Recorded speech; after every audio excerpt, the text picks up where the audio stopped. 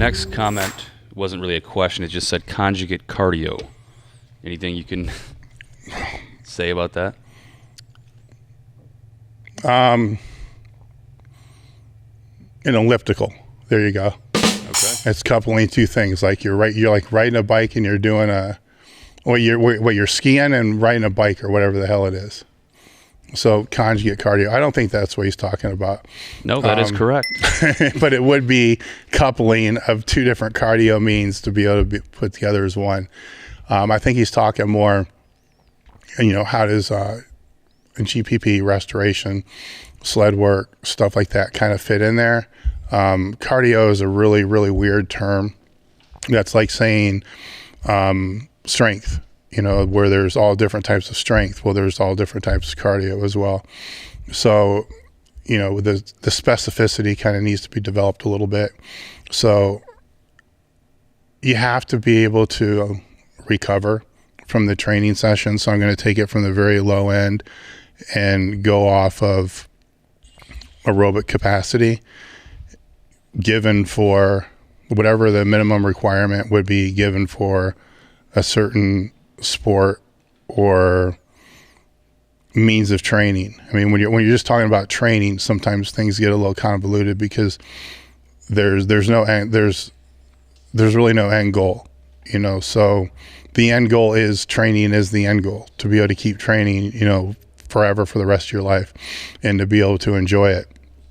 So that's weird for me to kind of discuss, because even with that, I like to kind of put things in there when I was still training people that gave them different objectives to be able to shoot for,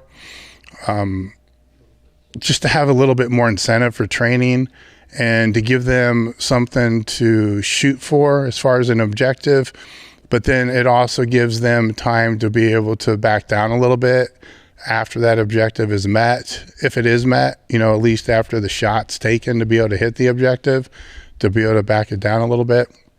So on that regard, it really depends upon, if you're saying conjugate, I assume that you're talking some type of maximal strength development. It's an assumption. And then from that, raising your cardio to a very high cardio output or a high, threshold isn't going to be the most important thing. Strength is going to be the most important thing.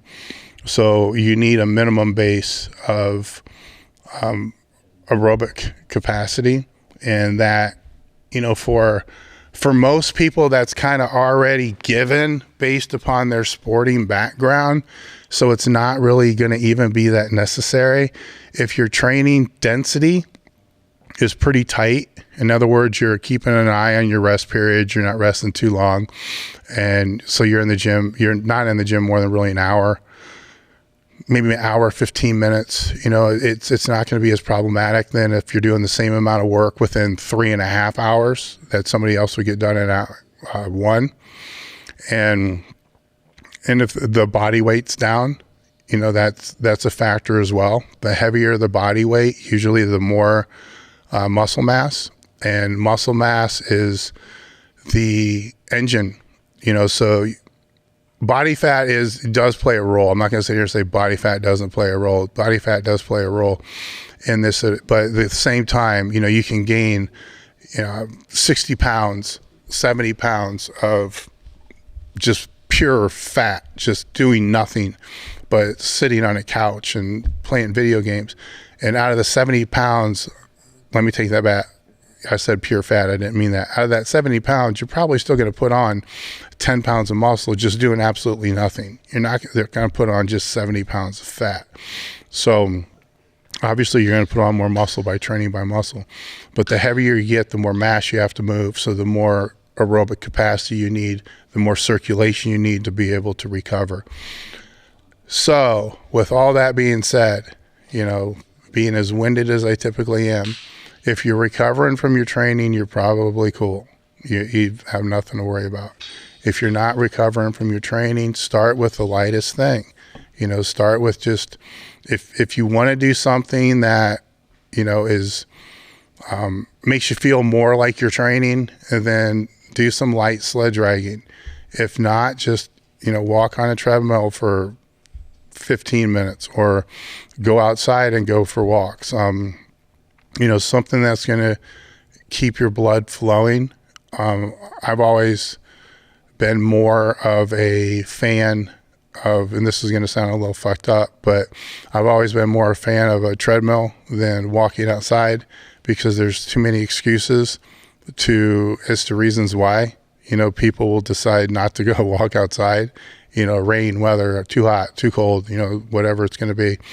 And the pace, it can become a very leisurely stroll, which isn't providing enough circulation.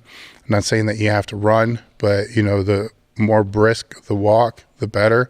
If it can be, and this is very, very low, if it can be like a 2.5 or a 3 mile per hour walk that's built up on maybe a 5% incline for 15 minutes, 10 minutes, something like that, that's going to aid tremendously in recovery.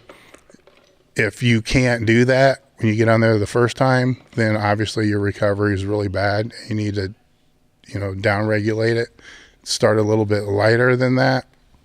I'm not telling you to buy a treadmill either. So if you don't have access to one, then yes, go walk, do something like that. But that's kind of where I think the question was going. The more specific questions would help. That way I don't have to answer 3 different ways to try to cover one question. I came from the mud. There's dirt on my hands. Strong like a tree. There's roots where I stand. Oh, I've been running from the law.